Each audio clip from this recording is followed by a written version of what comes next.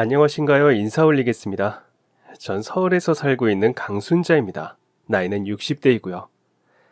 말년에 큰 복을 받게 되어서 걱정이랄 것 없이 편안하게 살고 있습니다.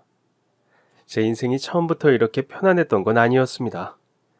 우여곡절도 많았고 고생도 참 많이 하면서 살았습니다. 그래도 지금은 다 추억이라고 할 수 있을 만큼 시간도 오래 지났고 그만큼 지금은 마음이 정말 편하네요. 제가 이렇게 큰 복을 받게 된 사연을 좀 말씀드리려고 합니다. 이 글을 읽는 모든 분들이 다 행복하시고 복 받으시기를 바라는 마음을 담아서 잘 써보겠습니다. 제겐 딸이 하나 있습니다. 세상에 둘도 없는 정말 소중한 제 딸입니다. 자식 키우는 게 마음 안 쓰고 몸 안 쓰는 사람이 어디 있겠냐만 그 작은 것 하나 지키려고 제가 정말 갖은 고생을 하면서 살았습니다. 제 나이 21살 되던 해에 전 얼굴도 모르는 남자랑 결혼을 해야 했습니다. 저희 집이 찢어지게 가난했거든요. 어머니는 안 계셨고 형제만 5이었는데 아버지께서 동네 똥 풀어 다니시면서 돈을 벌어 저희를 먹여 살리셨습니다. 5남매 중에 전 넷째였습니다. 오빠들은 어릴 적부터 아버지 따라서 일하러 다니고 공장 나가고 남의 집 살림하면서 돈을 벌었습니다. 첫째 언니는 거의 엄마나 다름없었습니다. 저랑 제 밑에 동생들을 챙기고 오빠들 까불지 말라고 혼내고 가끔은 무서웠지만 때론 다정하기도 한 멋진 언니였습니다. 언니는 동네 아주머니들을 따라서 시장에 나가서 일을 했습니다. 저도 15살 때부터 언니를 따라 나가서 일을 했습니다. 수계산도 어리숙했던 제가 할 수 있는 일은 기껏해야 청소 같은 잡일을 하는 것이었습니다. 시장 가게 여기저기 돌아다니면서 푼돈 받고 쓸고 닦고를 했습니다. 제가 할 수 있는 일은 그게 전부라고 생각했고 다른 형제들을 위해서 열심히 일을 했습니다. 그런데 21살이 된 저에게 갑자기 시집을 가라니요. 제가 17살 때 언니가 팔려가듯이 결혼을 가는 걸 보고 울었던 적이 있습니다. 언니는 얼굴도 모르는 옆 동네 남자에게 시집을 가게 되었고 언니는 불평 한마디 없이 가만히 자신의 처지를 받아들였습니다. 언니 가지마. 언니가 떠나는 전날 남동생이랑 실컷 울며 언니를 붙잡았습니다. 언니는 우는 저희의 눈물을 닦아주며 말했습니다. 홍기가 더 차면 결혼도 못 가. 데려가는 사람이 있을 때 해야지. 그래야 내 동생들이 좀 더 편하지. 언니 안 좋은 곳 가는 거 아니니까 씩씩하게 있어야 돼. 그땐 언니의 말이 무슨 뜻인지 완전히 이해가 되지 않았습니다. 언니가 결혼하는데 왜 우리가 더 편해지는 건지 알지 못했죠. 나중에 제가 20살이 되어서야 알게 되었습니다. 동네 친구가 말해주더라고요. 저희 언니랑 결혼하는 집에서 돈을 주고 언니를 데려갔단 것을요. 그때 저희 동네 언니들 몇 명이 그렇게 시집을 갔습니다. 그땐 살던 곳이 시골이라 그랬는지 모르겠는데 유난히 저희 동네에 그런 일이 많았습니다. 그리고 저도 그렇게 가게 된 것이었죠. 말이 좋아 시집이지 팔려가는 것이었습니다. 13살이나 많은 얼굴도 모르는 남자한테요. 전 언니처럼 덤덤하지 못했습니다. 가기 전에 정말 엉엉 울었습니다. 혼이 나는 아침날 두 눈이 퉁퉁 부은 채로 뾰로통한 표정으로 그렇게 전 제 집을 떠났습니다. 괴물 같은 남자가 나오면 어쩌나 했는데 그렇진 않았습니다. 부끄럼을 많이 타고 말도 별로 없고 친절한 사람이었습니다. 그렇다고 없던 사랑이 생기는 것도 아니었지만요. 그냥 살라고 하니까 사는 거였습니다. 남편이 친절한 사람이라 다행이다 싶어 그냥 견디고 살려고 했습니다. 그런데 제가 시집살이를 했거든요. 제가 알기로 남편 집은 원래 가난했는데 시부모님께서 갑자기 장세가 잘 돼서 부자가 된 일명 졸부라고 들었습니다. 그래서 저희 아버지가 시부모 심성이 고울 거라고 하더라고요. 갑자기 부자 된 사람들은 오히려 더 아끼고 못 사는 사람들 마음을 안다면서요. 하지만 정반대였습니다. 정말 심상이 고약해도 그렇게 고약할 수가 없었습니다. 저보다 시집살이 더 고생했단 사람이 있으면 나와보라고 하고 싶을 정도입니다. 시어머니가 정말 지독하게 못된 사람이었고 자랑하길 참 좋아하는 사람이었습니다. 조금 진정하고 하나씩 얘기를 해보자면, 우선 남편의 집엔 남편과 시어머니, 시아버지, 시할머니, 도련님이 살고 있었습니다. 시할머니는 시아버지의 어머니셨는데 치매를 앓고 계셨습니다. 그런데 그 상태가 심각한 수준이었습니다. 사람들이 우스갯소리로 많이들 얘기하잖아요. 벽에 똥칠할 때까지 살자고요. 정말 벽에 똥칠하는 걸 본 적이 있으신가요? 전 본 적이 있었습니다. 제가 잠깐 장 보러 나갔다 온 사이에 시할머니께서 방에 온통 다 똥칠을 해두셨거든요. 진짜 그땐 기절하는 줄 알았습니다. 제 뒤를 이어 들어오는 시어머니가 소리를 고래고래 지르며 절 야단쳤었던 것도 기억이 납니다.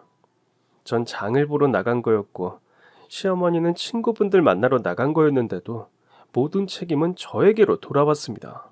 매일을 야단맞고 잔소리를 듣고 험한 말들을 들으면서 느낀 게 있었는데, 난 이 집에 식모로 들어왔구나 하는 것이었습니다.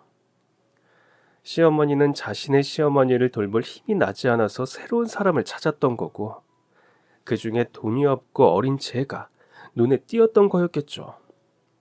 부리기 쉽고 젊어서 튼튼한 제가 아마 딱이었을 겁니다. 그 예상에 걸맞게 전 정말 미련할 정도로 열심히 시집살이를 했습니다. 시어머니의 지나친 모욕에 아무리 마음이 상하고 견디기 힘들어도 그냥 참았습니다. 반항하는 법을 몰랐거든요. 평생을 남보다 못하게 살아왔던지라 그냥 수긍하고 고개 숙이면서 살았습니다. 그렇게 살기를 1년이 지났습니다. 넌 젊은 것이 왜 애를 못 갖니? 임신이 안 되는 저에게 시어머니의 압박이 시작되었습니다. 시어머니는 절 억지로 점집에 데려가서 무슨 부적도 쓰시고 속옷에도 베개 밑에도 부적을 가지고 다니게 했습니다.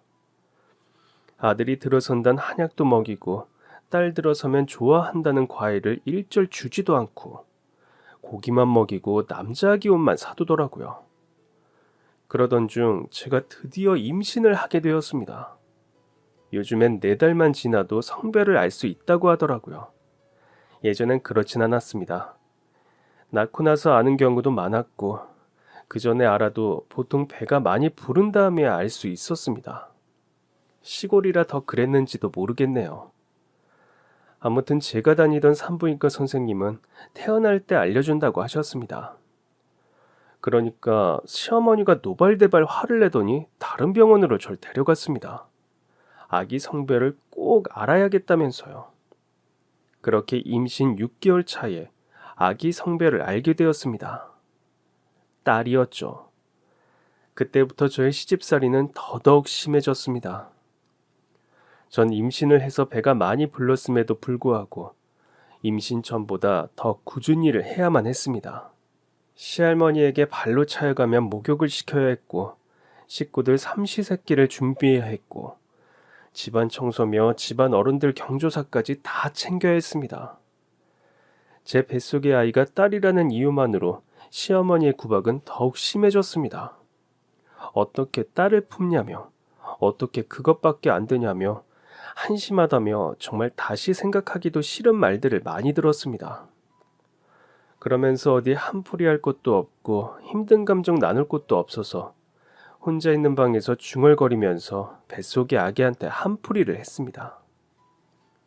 오늘 엄마가 정말 힘들었어. 다리도 많이 아프고 손도 저리다.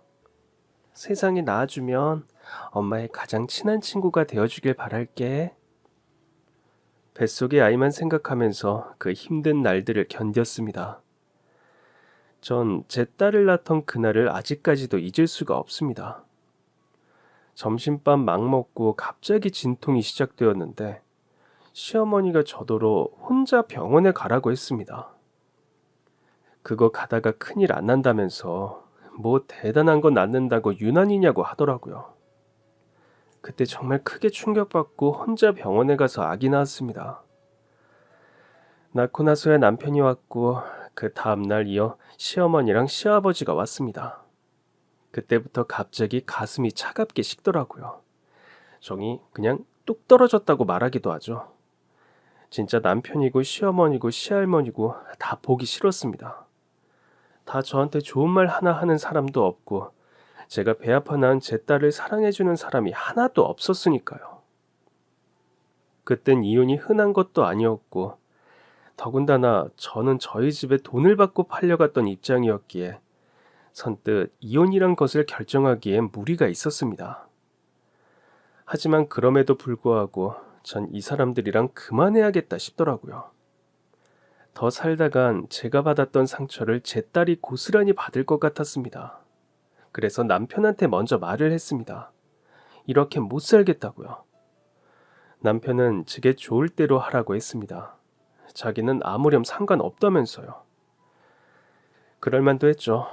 남편은 저와 딸한테 아무런 관심도 없던 사람이었으니까요. 하지만 시어머니는 이 얘기를 듣고 노발대발을 하였습니다. 네가 우리 아들이랑 감히 이혼을 해? 그게 가당키나 하니? 어딜 감히. 절대 안 된다, 절대. 너 나갈 거면 가더라도 아들 하나 낳고 가. 와, 제가 무슨 아기 낳는 기계도 아니고 아들을 낳고 가라니 황당하더군요. 그 일로 몇 날 며칠을 씨름을 하다가 결국 전 딸과 도망쳐야만 했습니다. 야심한 밤에 100일도 안 된 딸을 품에 안고 야반도주를 한 것이었습니다. 오로지 하나, 딸을 지키기 위해서였습니다. 그 시골에서 전 서울로 상경을 했습니다. 서울에는 사람이 하도 많이 사니까 절 찾을 수 없을 것 같았거든요. 아는 사람 하나 없고 서울에 간 것도 생전 처음 간 것이었습니다. 저 결혼할 때 저희 첫째 언니가 챙겨줬던 돈이 있었거든요. 큰 돈은 아니었고 언니가 비상금으로 뒀다가 쓰라고 준 것이었습니다. 계속 시집살이 하느라 집에만 있으니까 돈을 쓸 곳도 딱히 없어서 묵혀두었는데 그걸 도망칠 때 들고 나갔습니다. 그 돈마저 없었다면 전 정말 딸이랑 살지 못했을 겁니다. 그 돈으로 달방을 하나 얻어서 딸과 둘이 들어가서 살았습니다. 옆방 앞방 소리 다 들리고 비도 새고 정말 좁았지만 그래도 마음은 너무 편했습니다. 전 달방 들어간 다음 날부터 제 딸을 등에 업고 사방으로 돌아다녔습니다. 바로 일자리를 구하기 위해서였습니다. 그런데 100일도 안 된 아이를 등에 업고 할 수 있는 일이 뭐가 있겠어요. 그리고 제가 할 줄 아는 일도 없었고요. 그런데 번뜩 그 생각이 들더라고요. 평생을 집안 살림을 했잖아요. 가족들이랑 살 때도 그랬고 시집살이를 할 때도 그랬고요. 살림 하나는 누구한테도 뒤지지 않는다고 생각했습니다. 그래서 일자리 구해주는 곳 다 돌아다니면서 파출부 좀 시켜달라고 했습니다. 거기 일하시는 분들이 제 등 뒤에 엎인 제 딸아이를 보면서 고개를 저었습니다. 그렇게 꼬박 5일을 일을 구하러 다녔고 그러던 중 한 일자리 사무소에서 절 받아줬습니다. 집에 사람 없을 때 들어가서 청소하고 나오는 일이었습니다.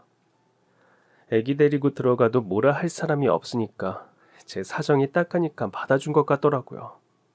전 정말 최선을 다해서 일을 했습니다. 그땐 애기가 누워만 있을 때라 눕혀두고 1시간 만에 얼른 청소 끝내고 허둥지둥 나가고 그랬죠. 그런데 얘가 기어다니기 시작하니까 자꾸 뭘 흐트러뜨리고 정신이 사납더라고요. 하는 수 없이 책상 다리에다가 애 다리를 묶어두고 일을 했습니다. 너무한 거 아니냐 싶겠지만 그럼 어떡하나요? 일은 해야 돈을 벌고 돈을 벌어야 애랑 살죠. 말은 안 해도 저 같은 사람 여럿 있을 겁니다. 그 시절엔 더더욱이요. 청소는 빨리 끝내야 하고 기다리다 지친 애는 울고 저도 같이 울면서 일했습니다. 10분만을 외치며 울면서 청소를 했습니다. 일 끝나면 한시도 떼어놓지 않고 아이를 꼭 안고 있었습니다. 못 안아주었던 시간들이 너무 미안해서요. 혼자 애 키우기 정말 힘들구나. 내가 앞으로 잘할 수 있을까 걱정이 정말 많았습니다. 그래도 어찌저찌 애는 잘 큽디다. 좀 크니까 제가 청소하는 동안 얌전히 기다려주기도 하고 장난감 좀 쥐어주니까 혼자 놀기도 하더라고요. 그렇게 키우다가 4살 때부터 어린이집을 보냈습니다. 다른 애기들은 어린이집 처음 보내면 가기 싫다고 엄마 붙잡고 울기도 하고 어린이집에서 놀다가 엄마 보고 싶다고 운다고 하더라고요. 그런데 저희 딸은 단 한 번도 그런 적이 없었습니다. 어린이집 선생님들도 신기할 정도로 적응을 빨리 했습니다. 기특하더라고요. 엄마가 일하고 바쁘니까 자기 신경 쓰지 말라고 말도 잘 듣나 싶기도 하고요. 그런 딸 덕에 하루에 3개의 집을 뛰어다니며 청소를 하고 돈을 벌었습니다. 분명 적지 않게 돈을 버는 것 같은데 어떻게 된 게 나가는 돈도 그만큼 많아서 돈이 잘 안 모이더라고요. 이대로는 안 되겠다 싶어서 달방을 벗어나기로 마음먹었습니다. 달방에서 사니까 제대로 된 주방도 없어서 맨날 음식을 사 먹게 되고 달방 세도 꽤 비쌌거든요. 아이 초등학교 들어가기 전에는 좀 제대로 된 집으로 이사 가기로 마음먹었습니다. 주방에 딸린 조금이라도 더 큰 집에 보증금도 있고 월세도 좀 저렴한 집을 가고 싶었습니다. 그때부터는 주말에도 쉬지 않고 악착같이 돈을 벌었죠. 아이 데리고 가서 한 집이라도 일하려고 뛰어다녔습니다. 딸애는 좀 크니까 이제 자연스럽게 청소하러 간 집 한쪽에 자리 잡고 혼자 색칠놀이하고 소꿉놀이하고 놀더라고요.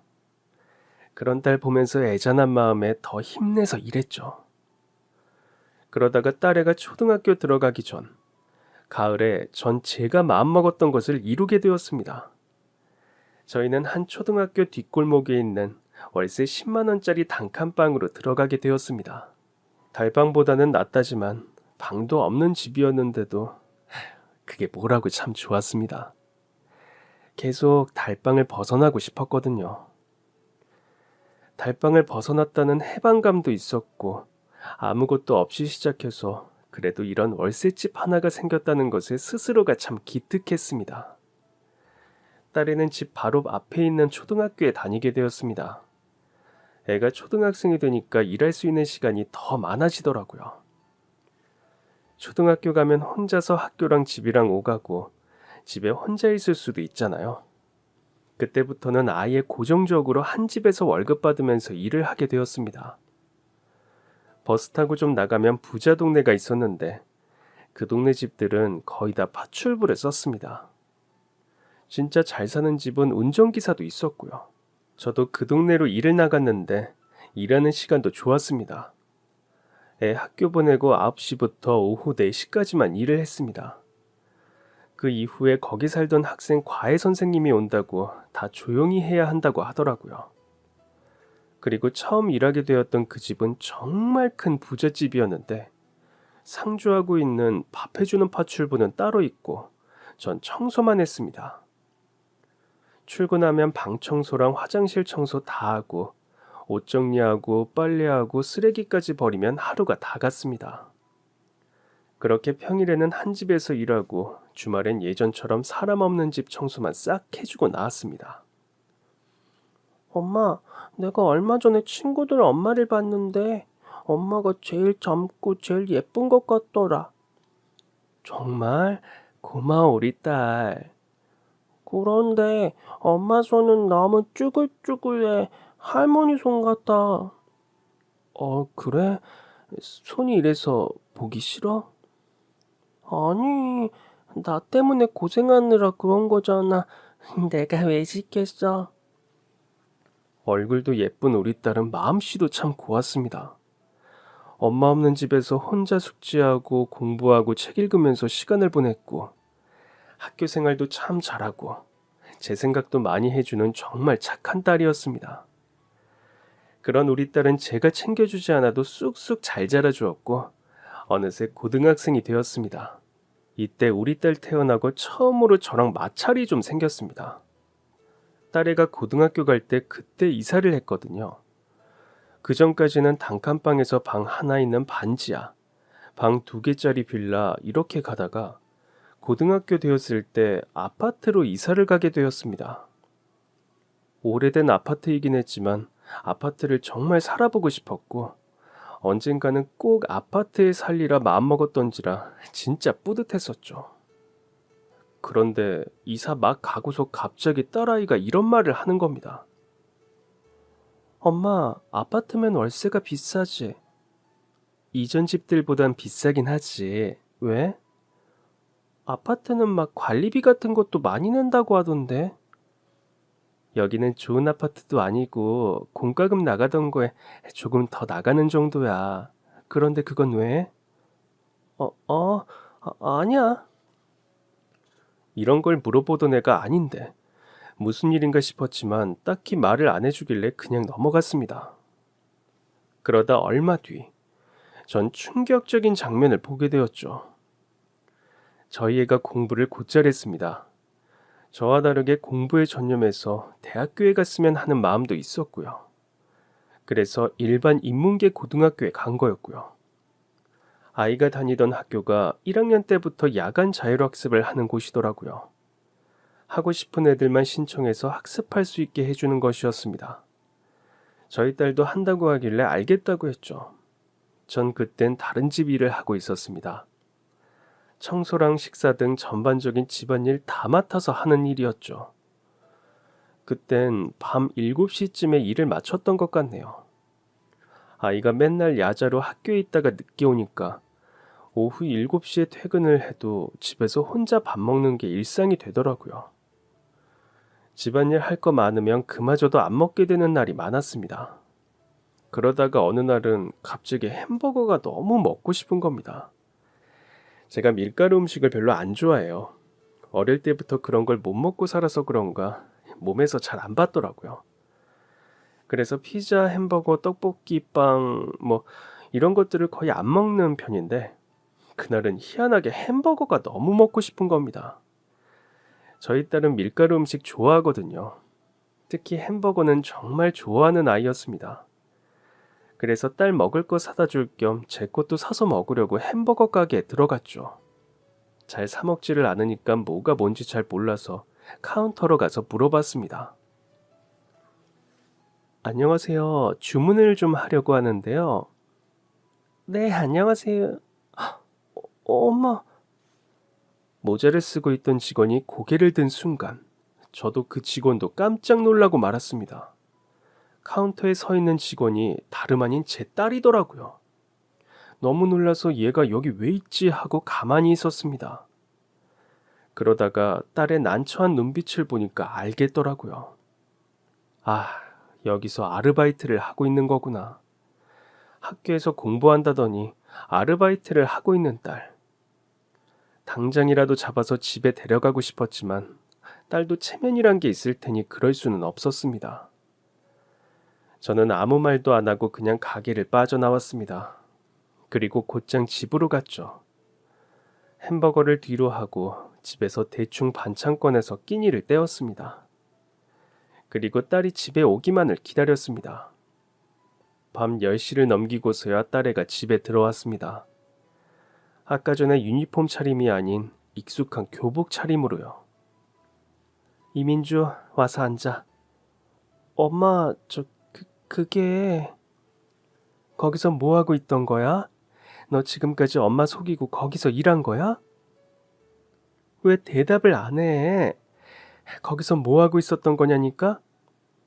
어, 아르바이트 했어. 왜? 왜 야자한다고 속이면서까지 일을 했니? 용돈이 부족해? 아니면 공부가 하기 싫어진 거야? 그런 거 아니야. 난 그냥... 그냥 엄마가 너무 힘들게 일하니까 좀 보탬이 되지 않을까 해서 일한 거야. 비싼 아파트로 이사한 것도 있고 대학 간다고 하는 것도 엄마한테 얼마나 부담되는지 아니까 대학도 가기 싫고 나 그냥 돈 벌고 싶다고. 그제서야 딸아이가 아파트 월세가 비싸냐고 물었던 게 떠오르더군요. 내가 이 죄 없는 아이에게 무거운 짐을 떠안게 한 것 같아서 마음이 안 좋았습니다. 하지만 전 엄마입니다. 자식이 좋은 길로 가도록 억울한 길로 가지 않도록 인도해주는 사람이죠. 그날 밤 딸아이와 오랜 시간 대화를 나눴습니다. 지금 집 사정이 어떻고 제가 얼마나 부담할 수 있고 어떻게 돈을 모으고 있는지 다 말해줬습니다. 아파트 전세 대출금 조금 있는 건 빚도 아니지 않나요? 그것 말곤 나름 적금도 열심히 붓고 있었고, 일은 힘들어도 둘이 살기에 부족하지 않을 만큼이었습니다. 그리고 우리 딸 대학교 등록금은 진작부터 모으고 있었고요. 민주야, 그러니까 꼭 대학 가. 엄만 배운 것도 없이 평생을 이러고 살아서 민주가 너무 부러워. 민주는 엄마랑 다르니까. 그러니까 많이 배워서 멋지게 살면 좋겠어. 딸애가 눈물을 뚝뚝 흘리면서 고개를 끄덕였습니다. 그렇게 딸의 일탈 아닌 일탈, 사춘기라고 해야 하나. 아무튼 잠깐의 해프닝으로 끝이 나게 되었습니다. 그 다음부터는 뭐 전교 1등이라도 할 것 같은 폼으로 공부에 열중했더랬죠. 실제로 고등학교 다닐 때 한번 전교 1등을 한 적이 있었습니다. 정말 동네방네 모르는 사람이라도 붙잡고 자랑하고 싶은 마음이더라고요. 배움 짧은 저에게서 그렇게 똑똑한 아이가 나오다니 놀라지 않을 수 없었습니다. 제가 못한 공부를 딸아이가 몰아서 하기라도 하는 듯 진짜 누구한테 뒤지지 않게 열심히 공부를 했습니다. 그러다가 고등학교 졸업하고 아이는 간호학과에 들어가게 되었죠. 딸아이와 잘 어울리는 직업이라고 생각했습니다. 아픈 사람들에게 도움이 되고 싶다는 예쁜 마음을 가진 딸아이는 학교 생활도 재밌고 열심히 했습니다. 딸아이가 희망하던 대학교에 합격했다는 소식을 듣고 정말 기뻤습니다. 아이가 전교 1등을 했을 때보다 훨씬 더 벅차고 고맙고, 한편으로는 제가 지금까지 고생한 것들을 보상받는 느낌도 들었죠. 그런데 시간이 좀 지나니까 후련하다고 해야 할까? 공허하면서도 개운한 묘한 기분이 들었습니다. 그러면서 이제는 딸이 아닌 나를 보게 되더라고요. 이제 다 키웠는데 나는 뭐 하면서 살아야 하나? 혹시 여러분들도 이런 기분 아실까요? 후련하고 헛헛한 마음이었죠. 그래도 조금 설레는 마음도 있었습니다. 딸의 4년치 등록금도 어느 정도 모아두었고, 기숙사 생활하면서 전 혼자 있는 시간들이 많아졌죠. 그래서 뭐라도 해보기로 했습니다. 제가 어릴 때부터 책을 좋아했어요. 왜? 사람이 가지지 못하는 거면 더 집착하고 좋아하게 되잖아요. 저한텐 책이 그런 존재였습니다. 집에서 책이 정말 없었습니다.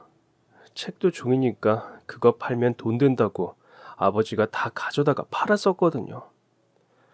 오빠들이 보던 만화책이 몇 개 있었는데 정말 거짓말 안 하고 그 만화책들을 다 100번은 넘게 봤을 겁니다.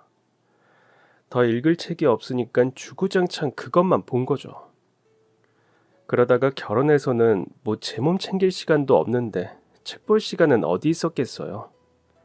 서울로 도망 오고서는 가끔 책을 보긴 했는데 일할 때는 책 볼 시간이 없고 집에 와서는 살림하다가 쓰러져 잠들기 바빴으니까 도통 틈이 안 나더라고요.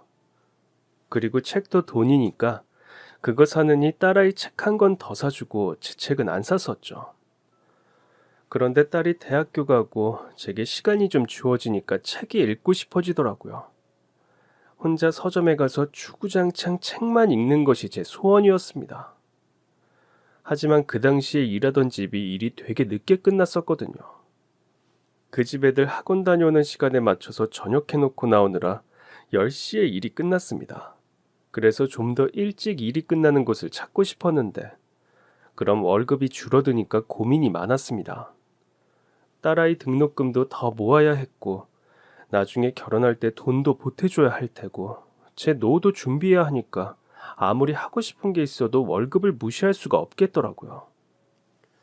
그러다가 예전에 일자리 사무소에서 알게 된 저와 같은 일을 하는 지인에게 연락이 왔습니다.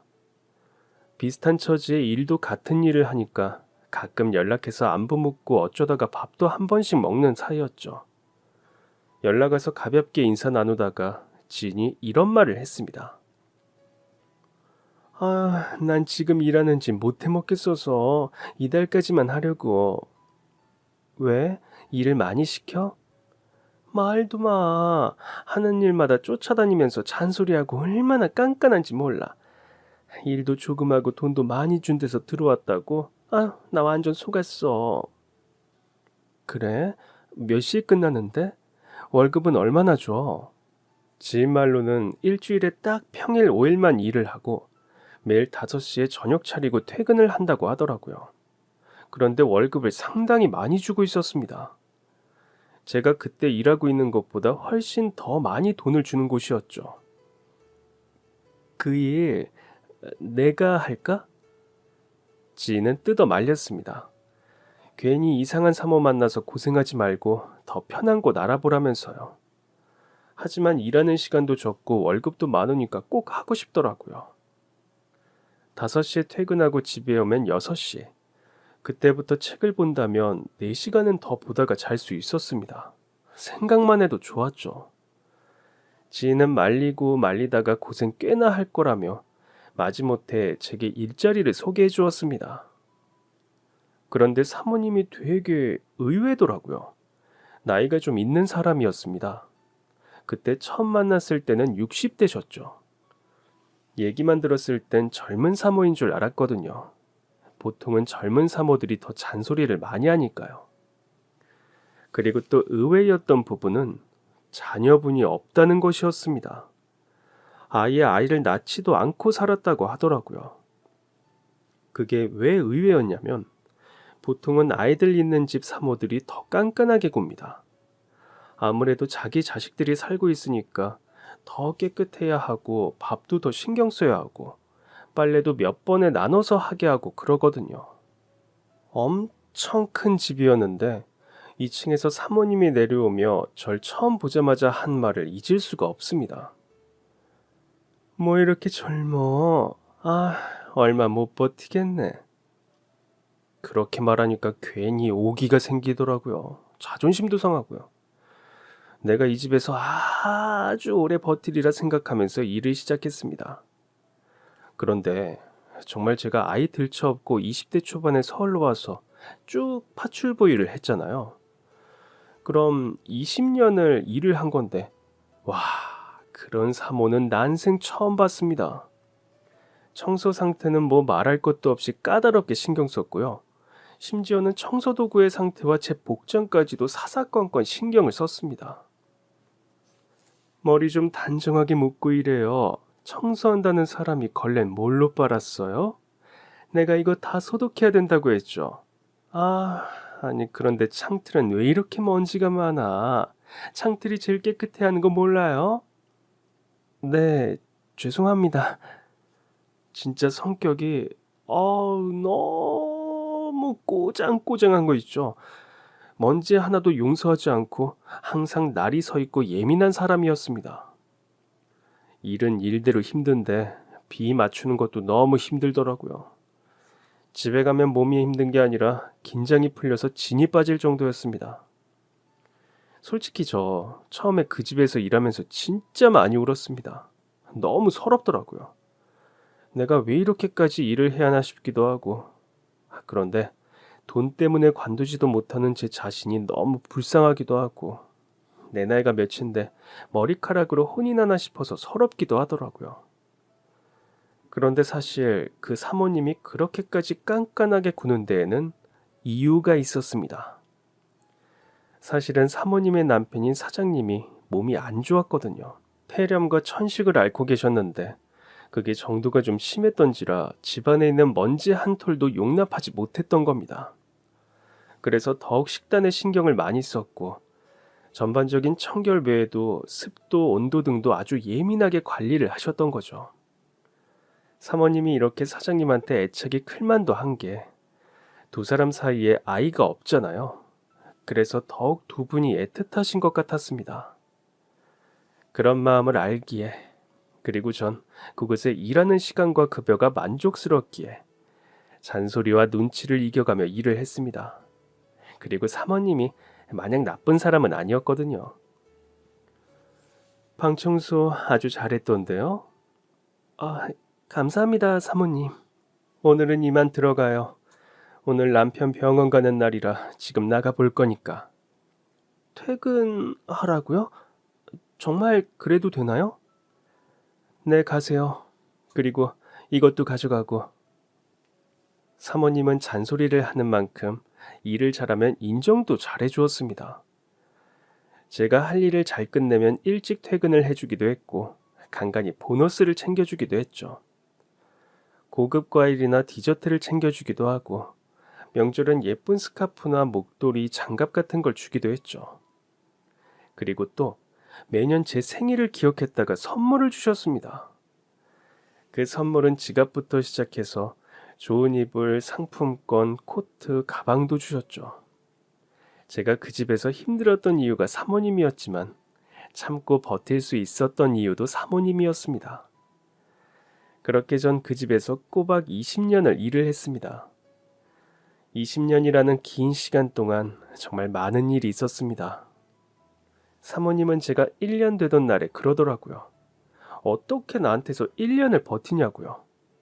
1년 버틴 사람이 제가 처음이었답니다. 그때부터 사모님은 아예 마음을 여시더라고요. 깐깐하게 따지시던 것도 예민하게 구셨던 것도 좀 덜하더군요.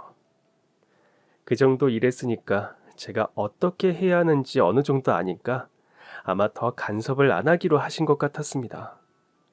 한 5년 차쯤부터는 사모님이랑 간간히 대화도 나누고 차도 한잔하는 사이가 되었습니다. 난 홍차 마실 건데 뭐 마실래요? 우리 아주머니는 커피 좋아하지 않나? 오늘은 내가 좀 탈게요. 오랜만에 커피 좀 내려야겠네. 처음엔 이래도 되나 싶고 좀 부담스러웠는데 의외로 사모님하고 대화가 잘 통하더라고요. 저랑 20살 넘게 나이 차이가 나는데도 그런 세월이 무색하게 대화가 잘 오갔습니다. 그리고 그때 전 사모님의 비밀을 알게 되었죠. 사실 그동안 굉장히 궁금했거든요. 왜 자녀분이 없는 건지요. 그런데 저희가 많이 가까워진 뒤에 사모님이 먼저 얘기를 해주셨습니다. 사실 사모님과 사장님 사이에 아이가 있었답니다. 그것도 쌍둥이였대요. 그런데 요즘에는 워낙 의학기술이 발달이 잘 돼서 쌍둥이들이 뱃속에서도 잘 있고 나와서도 병원에서 잘 돌봐주잖아요. 그런데 옛날엔 좀 달랐습니다. 쌍둥이라고 하면 마냥 좋아할 수가 없었다더라고요. 게다가 그때의 사모님은 너무너무 가난해서 산부인과에 잘 가지도 못했답니다. 한 달에 한 번 뱃속에 아이들이 잘 있나 겨우 봤다더라고요. 어찌저찌 아이들이 태어나긴 했는데 또래보다도 훨씬 작고 발달도 더뎠대요. 느리지만 그래도 건강하게 자라고 있었는데 아이들이 3살 되던 해에 전염병에 걸렸다가 치료를 제대로 받지 못하고 죽었다고 했습니다. 자식들을 한 번에 잃는 슬픔이라니 상상도 안 되더라고요. 그때부터 사모님과 사장님은 미친 듯이 일을 했대요. 죽은 애들을 살아 돌아오게 할 수는 없지만 돈 때문에 억울한 일이 다시는 생기지 않았으면 하는 마음에서 말이죠. 쌍둥이 죽음에 대한 슬픔이 사라질 때쯤 다시 한번 아이를 낳고 싶은 마음을 품으셨대요. 하지만 그게 마음대로 되지가 않잖아요. 계속 임신이 안 되다가 자궁성근증 진단을 받게 되었고 치료가 잘 되지 않아서 결국 자궁적출 수술을 받았다고 했습니다. 결국 아이는 포기하고 일만 했다고 했습니다. 정말 단 하루도 안 쉬고 일을 했고 남의 식당에서 일을 하다가 어느새 가게를 차리고 또 그 가게가 늘어나게 됐고 나이 50이 되었을 땐 건물 한 채를 갖고 있는 주인이 되었다더라고요. 돈이 돈을 부른다고 그 다음에도 건물 몇 채를 사게 되었고요. 하지만 사모님이 자식이 있습니까? 뭐가 있습니까? 그저 사장님하고 편한 노후 보내는 거에 만족을 했다더라고요. 여행도 좀 다니고 남들하는 골프도 좀 해보면서 살려고 했는데 열심히 벌다가 이제 쉬나 싶으니 사장님이 아프더랍니다. 천식 때문에 일상생활도 힘들고 조금만 환경이 달라져도 쉴 새 없이 하는 기침에 두 손 두 발 다 들었다더라고요. 여행은 고사하고 그냥 안 아프기만 하면 좋겠다고 하시더군요. 그 말을 들으니까 그제서야 왜 사모님이 아이가 없는지, 왜 집에서 사장님 곁만 맴도는지 알 것 같았습니다. 그리고 사모님은 그렇게 사랑하고 소중한 사장님을 떠나 보내야만 했습니다. 아마 사모님도 예상하셨을 겁니다. 제가 일한 지 13년이 되었을 때였나. 사장님의 상황이 심각하게 안 좋아졌고 급기야 입원을 해야 했습니다. 우리 아주머니는 나 없어도 집에 나와서 일 좀 해줘요. 우리 아저씨 괜찮아지면 바로 집에 올 거니까 와서 쉴 수 있게 잘 해줘요. 무슨 말인지 알죠? 네, 사모님, 그렇게 할게요. 진심으로 사장님이 다시 집으로 돌아오기를 바랬지만 마음은 내내 불안했습니다. 사모님도 그랬을 겁니다. 결국 끝내 사장님은 다시 집으로 돌아오지 못했습니다. 사장님의 장례식장에서 사모님은 초점 없는 눈으로 허공을 바라만 봤습니다. 그리고 전 2달이라는 긴 휴가를 받았습니다. 월급은 항상 사모님의 변호사가 보내줬는데 휴가를 보내는 동안에도 월급은 꼬박 들어왔습니다. 사모님한테 연락을 해도 받지를 않고 댁에 찾아가 봐도 초인종의 대답은 없었습니다. 2달을 꽉 채우고서야 사모님한테 연락이 왔습니다. 다시 나와 일을 해달라는 연락이었습니다. 주저할 것도 없이 한 걸음에 달려갔고 사모님의 몰골은 말이 아니었습니다. 가뜩이나 마른 몸에 뼈밖에 안 남아서 비쩍비쩍한 것이 기력이 하나도 없었습니다. 그때부터 사골이며 삼계탕이며 몇 첩으로 밥상을 꾸렸습니다. 아휴, 우리 아주머니 2달치 밥상을 한 번에 차리셨네. 농담할 기운은 있으시네. 얼른 드세요. 그래도 먹어야죠. 그래도 우리 아저씨 그 몸으로 오래 살았어. 그치? 네. 장례식장에서도 울지 않던 사모님이 제가 차려준 밥상 앞에서 입에 밥을 꾸역꾸역 넣으며 눈물을 흘렸습니다. 그때 그런 생각이 들었습니다. 이 집에서 더 오래 일을 해야겠다고요. 그렇게 20년을 채워서 일을 했습니다. 이젠 저도 나이가 있고 파출부 일은 좀 힘이 들더라고요. 그런데 사모님이 80이 넘었는데 이제 와서 또 어떤 사람을 구할 거며 새 사람이 오면 괜히 신경 쓰여서 힘드시지 않을까 걱정이 되었습니다. 그렇게 오도 가도 못한 채 자리를 지키던 어느 날이었습니다. 저희 딸이 제가 그 집에서 일하는 20년 동안 많은 일이 있었거든요. 대학교 졸업하고 멋진 간호사가 되어서 병원에서 일하고 같은 병원 일하는 남자 간호사와 결혼해서 아이까지 낳았더랬죠. 딸 하나 키우던 호렘이었던 제가 사이도 생기고 손주도 보게 된 것이었습니다. 그런데 어느 날 딸에게 연락이 왔습니다. 엄마, 혹시 우리 유찬이 좀 봐줄 수 있어? 제가 손주를 가끔 봐주기는 합니다. 산후조리도 제가 해줬고 딸애가 복직하고서는 제가 종종 봐줬죠. 그런데 그럴 때마다 딸아이가 항상 저한테 미안해했습니다. 자기가 키워보니까 자식 키우는 게 얼마나 고된 일인 줄 알겠다고. 그런데 그걸 전 혼자 했으니까 얼마나 힘들었겠냐면서 자기 자식까지 보라고 하기가 너무 미안하답니다. 그런데 그런 딸아이가 아이를 봐달라고 하는데 언제 봐주냐고 물으니 앞으로 계속이라고 하더라고요. 이거 무슨 일이 났구나 싶어서 바로 딸아이네 집을 찾아갔습니다. 가니까 무슨 초상집이라도 되는 것 마냥 분위기가 무겁더라고요.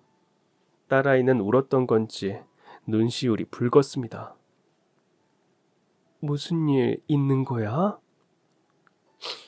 엄마, 유찬이가 아프대. 제 하나뿐인 귀한 손주가 백혈병이라는 겁니다. 걔가 그때 고작 5살이었습니다. 그 어린 게 뭘 잘못했다고 백혈병이라니요. 사이가 요즘엔 백혈병 완치도 되니까 치료 잘 받으면 된다고 하면서 놀란절 달래주었습니다. 사이 눈가도 빨갛더라고요. 그래, 내가 봐야지. 우리 손주 그럼 누가 보니? 내가 볼게. 저희 딸이랑 사이가 애를 봐야 마땅하지만 사실 사이한테 좀 일이 있었습니다. 손주 태어나고 얼마 안 되었을 때 사위가 보증을 잘못 써서 큰 빚을 지게 되었거든요. 그것 때문에 한바탕 난리가 나고 넉넉하지 않은 시댁에서도 일부 갚아주고 저도 거들고 딸아이도 그 빚 때문에 급하게 복직을 했었거든요.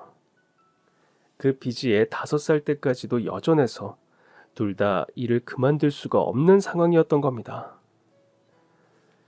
그럼 어쩌겠습니까? 제가 그만두고 애 보는 게 맞는 거죠. 전 이 사실을 사모님에게 곧잘 알렸습니다. 그러니까 사모님이 일단 내일 나와서 얘기하자고 하더라고요. 20년을 일했으니까 아무리 상황이 이래도 얼굴 보고 얘기하고 사람 구할 때까지는 채워주는 게 맞는 것 같아서 그렇게 하기로 했습니다. 그날은 내내 손주 걱정으로 잠을 못 이뤘고 다음날 비몽사몽한 채로 사모님 댁에 갔습니다. 우리 어제 하던 얘기 마저 좀 해요. 사모님께서 커피를 내려서 준비하고 계시더라고요. 네, 사모님. 그만두기로 한 거 없던 일로 하면 안 되나? 어제도 말씀드렸다시피 저희 손주가 아파서요. 아유, 그렇지. 그만두는 건 어쩔 수 없겠네. 그럼 이건 퇴직금으로 가져가요. 사모님이 갑자기 종이 몇 장과 열쇠 하나를 내밀었습니다. 그리고 열쇠에 적힌 글자를 보는 순간 너무 놀라서 제가 꿈을 꾸나 싶었습니다. 중구 4층 건물이라고 적혀 있는 겁니다. 그리고 제게 준 종이 몇 장은 그 건물에 새들어 있는 가게들의 계약서였습니다. 건물 열쇠랑 계약서라니 이게 뭔가 싶더라고요. 이게 퇴직금이라니 대체 무슨 생각이신지 알 수가 없었습니다. 그 건물 가져요. 그땐 진짜 뒤로 자빠질 뻔했습니다. 건물을 가지라뇨. 건물을 무슨 스카프 하나 선물하듯이 줍니까? 그리고 내가 사이빚도 다 갚아줄게요. 얼마라고 했죠? 아니요 사모님. 왜 이렇게까지 하시는 건지. 새 들어있는 업장만 10개가 넘는 건물에 사이빚까지 갚아주신다니. 이게 대체 무슨 경우인가 싶어서 물어봤습니다. 사모님은 차를 한 모금 마시더니 차분히 이유를 설명했습니다. 우리 아주머니도 아시다시피 내가 주변에 아무도 없어요. 남편도 자식도 형제도 없이 난 그냥 혼자예요. 그런데 참 희한하게도 난 우리 아주머니가 참 편해요. 좋고 있지도 않은 내 조카 같은 기분도 들고 그래서 이거 줄 테니까 나랑 친구해줘요.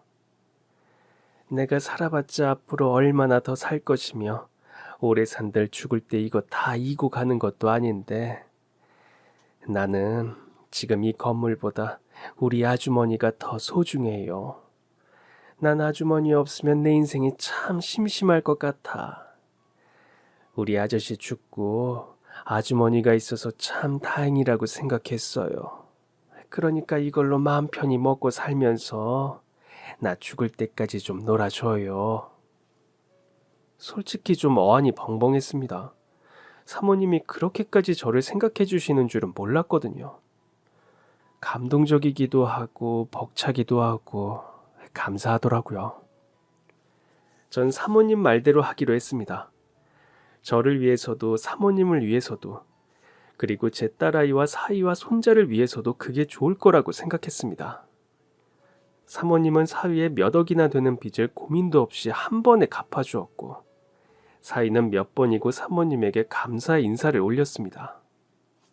또 사모님이 저희 손주한테 좋은 의사 선생님 소개해주겠다며 그쪽 방면으로 아주 유명한 선생님을 만나서 치료를 받게 되었습니다.